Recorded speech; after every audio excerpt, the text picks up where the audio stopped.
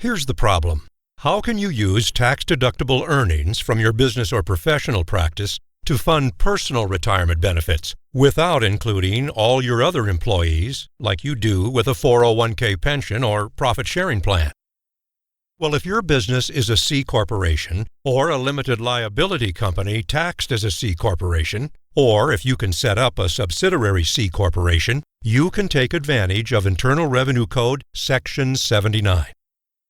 Code Section 79 sets the rules for employee group insurance benefits, and when combined with Code Sections 72E and 7702, Section 79 can enable corporate business owners to legally use tax-deductible corporate dollars to fund tax-free retirement benefits without any investment risk, and without funding retirement benefits for all other employees.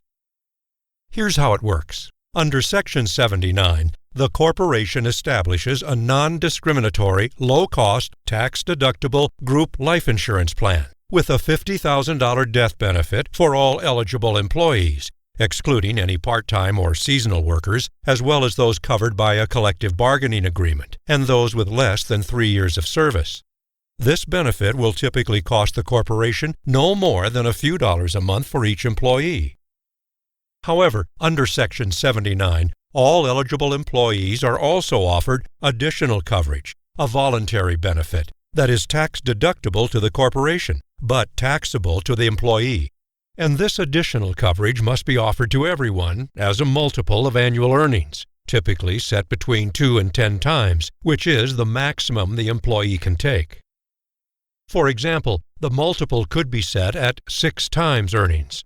So a warehouse factory or office employee with $50,000 in wages could get up to $300,000 of additional coverage.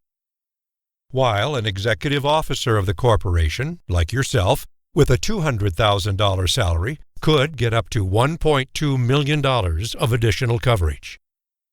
What's more, those employees who take the additional coverage must also choose between 2 different types of coverage: low-cost term insurance that will end when they retire or leave the company, or prepaid lifetime insurance that will continue for as long as they live. However, because each employee must pay income tax on any of this additional coverage, employees generally do not take the additional coverage. And those that do take additional coverage almost always choose the low-cost term coverage.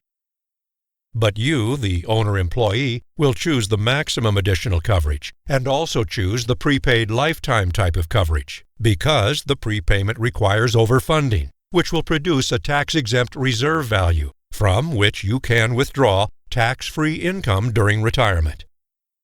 Of course, you must pay income tax on the value of this benefit, but that value is usually 30 to 40% less than the tax-deductible corporate expense. So the actual cost to you, the owner-employee, is only the tax on 60 to 70% of the corporate deduction. But because the income you withdraw from the plan during retirement can be 100% tax-exempt, this is an efficient use of corporate tax leverage. And that's because, under Section 72E, the money grows without taxation. And under Section 7702, the money can also be withdrawn as a series of tax-exempt loans against the tax-free death benefit. And these loan withdrawals are paid off tax-free under Section 101A when the insurance coverage eventually terminates at the end of your life. So, by including all eligible employees and by offering everyone additional coverage, a Section 79 plan can effectively discriminate in favor of the owner-employee, who voluntarily elects the additional lifetime coverage, while the other employees voluntarily do not.